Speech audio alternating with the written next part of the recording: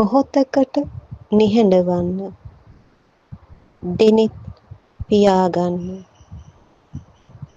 සවන් දෙන්න.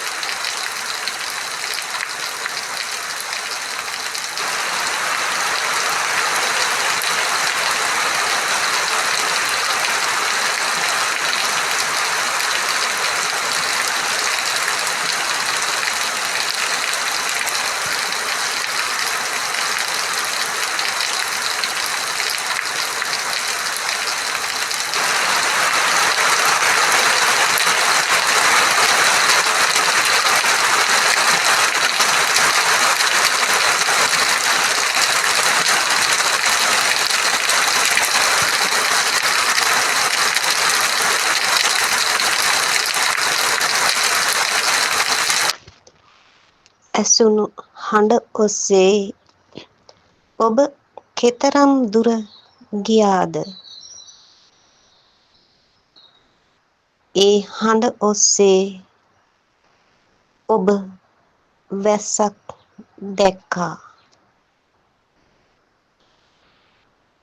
සමහර විට ඔබට වැස්සේ ස්පර්ශයත් දැනෙන්නේ නැති. හඬේ උස් පහත් වීම මත එහි ස්වභාවය දැනෙන්නේ නැති. තව අයෙක් ඒ හඬට ඒකාග්‍ර වෙලා ඉන්නේ නැති. හොඳින් දකින්න, නිරීක්ෂණය කරන්න, විමසන්න ඔබේ මනස.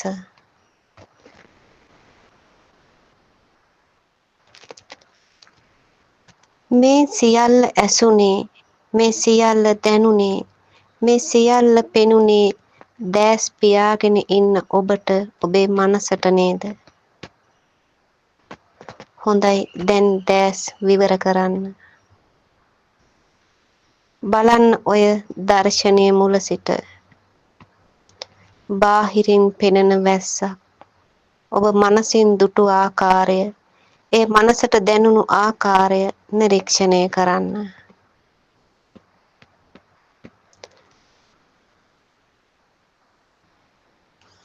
මනසේ ස්වභාවය නිරීක්ෂණය කරන්න.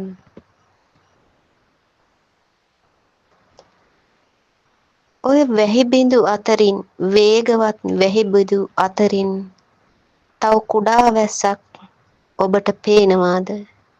ඒ අතරිනුත් තව දුමාරයක් වැනි වැස්සක්, පින්නක් වැනි යමක් ඔබට පේනවාද? හොඳින් සියුම්ව නිරීක්ෂණය කරන්න. ඔය සියල්ලම ඔබේ මනසේ චලනයයි.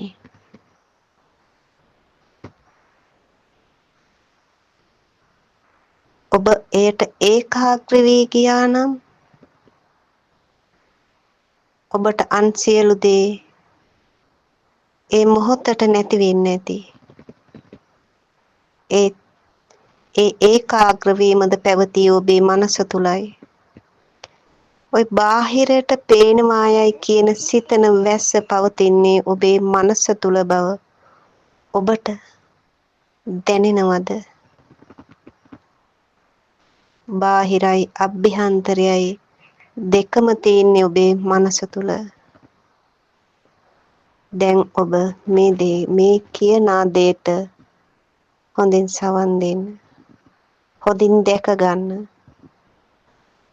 ඔය බාහිරින් පෙනෙන වැස්ස තුල, බාහිරින් පෙනෙන මනසට, බාහිර පවතින මනසට පේන වැස්ස තුල, මනසේ දර්ශනය වෙන වැස්ස තුල, වැහි බිඳු අතරින්, ඒ කුඩා වැස්ස අතරින්, මිහිදුම වැනි වැස්ස අතරින් පෙනෙන මහා නිහඬතාවය ඔබට දැකගත හැකිද?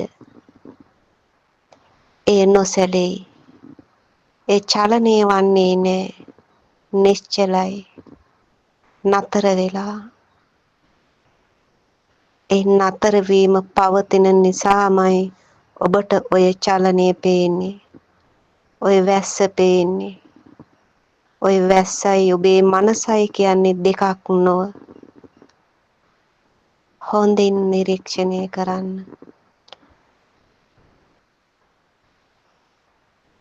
ඒ මහා නතර වීමට අවදි වන්න උත්සාහ කරන්න.